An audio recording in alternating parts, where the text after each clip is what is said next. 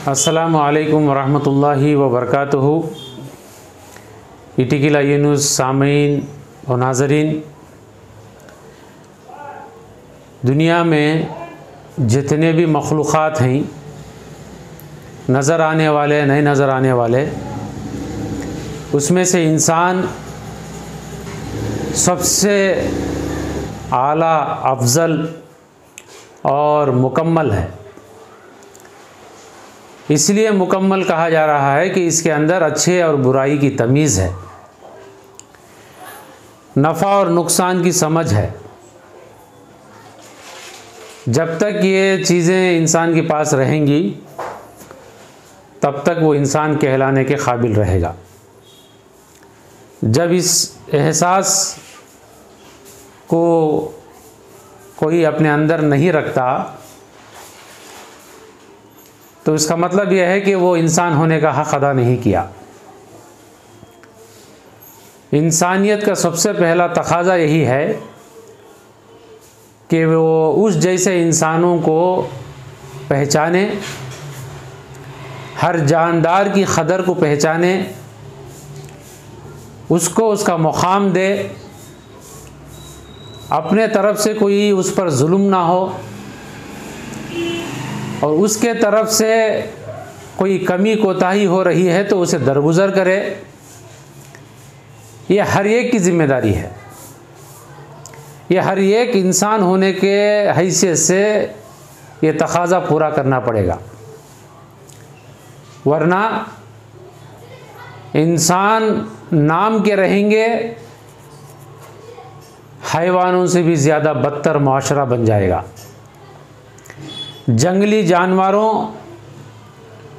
और गलियों में, बाज़ारों में फिरने वाले, काट खाने वाले कुत्ते, वहशी दरिंदों से भी गिरा हुआ मुआशरा और समाज बनता जाएगा। नफ़रत की फ़िज़ा अगर बढ़ाएंगे, नफ़रत की मेहनत करेंगे तो कोई भी महफूज नहीं रहेगा। नफ़रत को फैलाने वाला भी महफूज नहीं रहेगा, जिसके ताल्लुक़ से नफ़रत फैलाई जा रही है उसे भी नुकसान होगा। लिहाजा इंसान होने का पहला तकाज़ा ये है कि इंसानियत को आम करे, मोहब्बत को आम करे, एहतराम को आम करे, हुकूक़ की अदायगी के मामले को आम करे, दरगुज़र का मामला आम करे, आपस में बैठकर बातचीत के ज़रिए से एक दूसरे को समझने की कोशिश करे। वरना इसके ज़िद में, जैसा कि मैं इससे पहले कहा, कि दरिंदगी, जानवरपन, वहशीपन जो है आम होता जाएगा नफ़रतों के बढ़ने से। आज हमारे मुल्क में बिलखुसूस और बिलउमूम पूरी दुनिया में,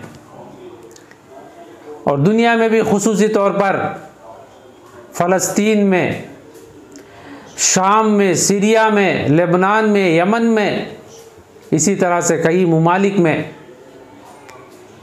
इस्लाम के नाम पर, मुसलमानों के नाम पर और कुरान के नाम पर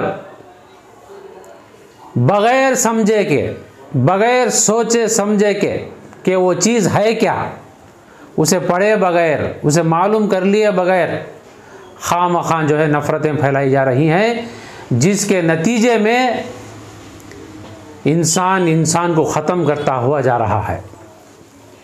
ये ज़मीन पर बसने वाले इंसानों के लिए सबसे बड़ी बीमारी है। ये ख़तरनाक से ख़तरनाक वबा हमने देख लिया, कोरोना की वबा अब भी चल रही है।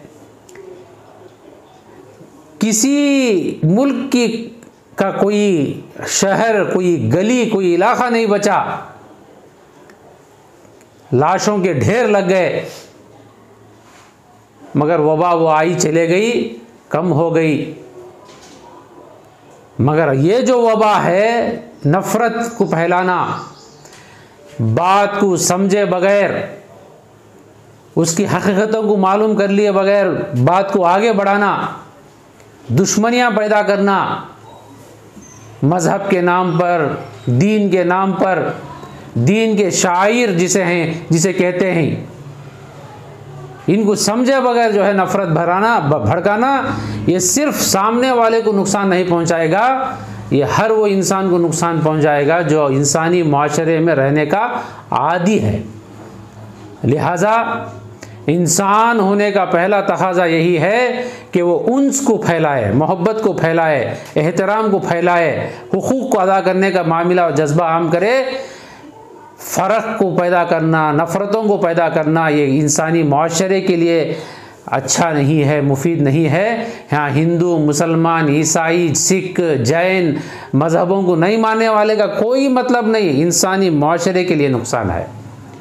दूसरा काम, अगर कोई डाउट है, सवाल है, गुमान है, तो आमने सामने बैठकर हल कर लें।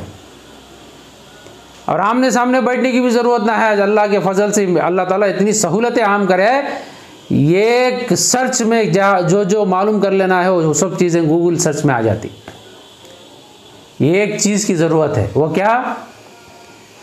तेलुगु में बोलते हैं पक्षपातम लेकुंडा, तरफदारी नहीं जैसा, यह किस्म का मखसूस ऐनक लगा को नहीं पढ़ें, हकीकत को जानने की नीयत से।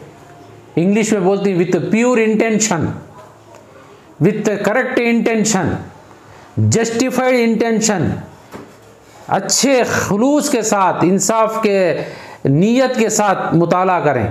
आपको इस्लाम से नफ़रत है, इस्लाम का मुताला करें। आपको कुरान से नफ़रत है, कुरान का मुताला करें। किसी को भगवत गीता समझ में नहीं आ रही है, भगवत गीता पढ़ें। किसी को बाइबल से शिकायत है, बाइबल पढ़ें, पढ़कर मालूम कर लें।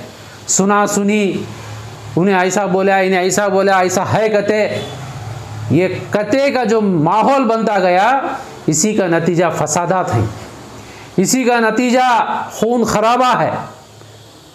और इंसानी बसाया हुआ माशरा, बनाया बसाया हुआ माशरा कुछ घंटों में तबाह हो जाता है, टूट जाते हैं, घर टूट जाते हैं, महल्ले बर्बाद हो जाते हैं, जल जाते हैं। ये सब की वजह यही है कि हमने, वो चाहे कोई भी धर्म का हो, सही नीयत के साथ उसका अध्ययनम जिसे बोलती हैं, मुताला नहीं करे। इसलिए दूसरा जो मसला है वो बहुत आसान हो गया आज के ज़माने में, पढ़ो, मालूम कर लो।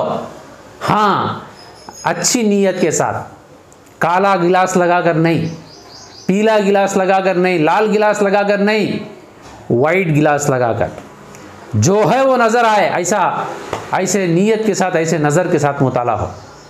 तीसरी बात, पिछली तारीख को देख लें।